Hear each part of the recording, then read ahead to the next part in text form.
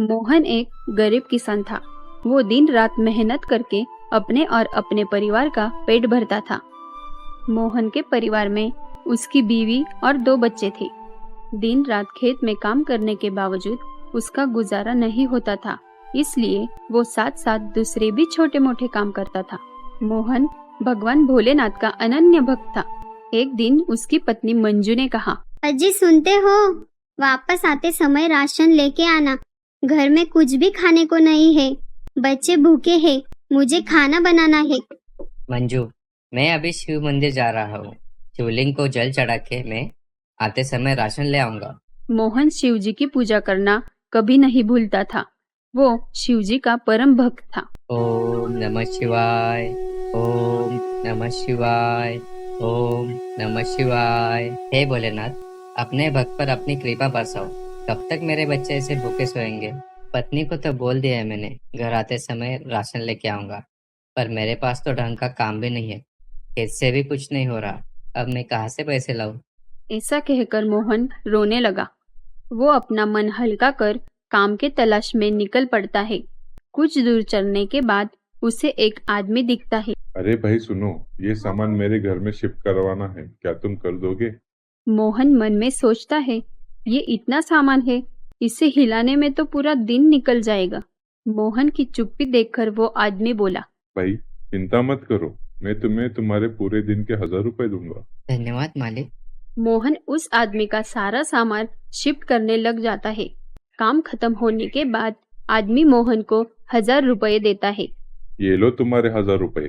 धन्यवाद सेठ जी, और कुछ काम हो तो बताना। हे भोलेनाथ, आज मैंने आपको अपनी पीड़ा बताई और साथ ही साथ आपने मेरी मदद भी कर दी।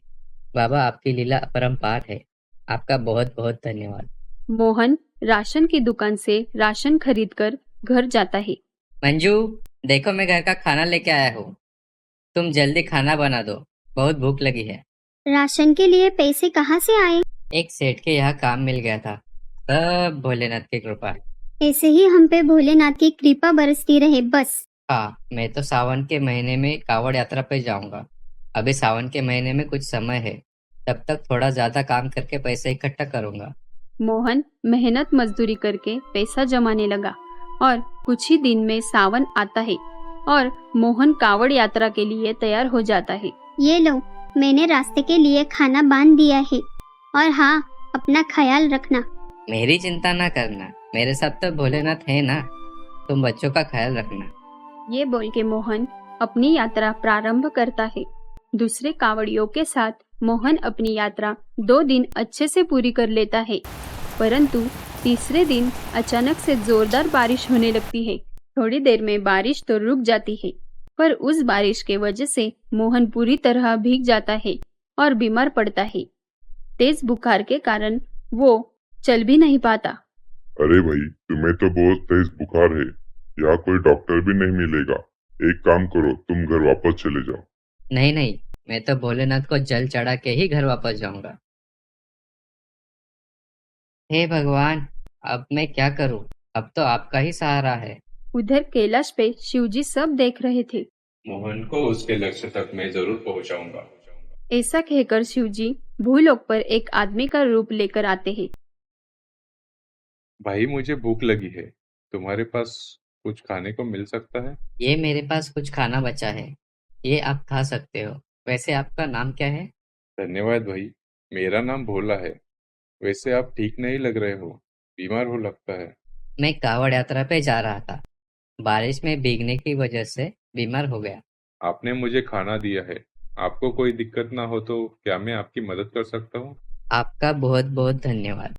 ऐसा बोल के भोला मोहन की कावड़ उठाता है और दोनों भोले बाबा की धाम की ओर बढ़ते हैं। एक दिन के बाद दोनों धाम पहुंच जाते हैं। ये लो भाई, आप अंदर जाकर जल चढ़ा दो। धन्यवाद भाई, आप नहीं होते तो मेरी यात्रा ना जाने कैसे पूरी होती।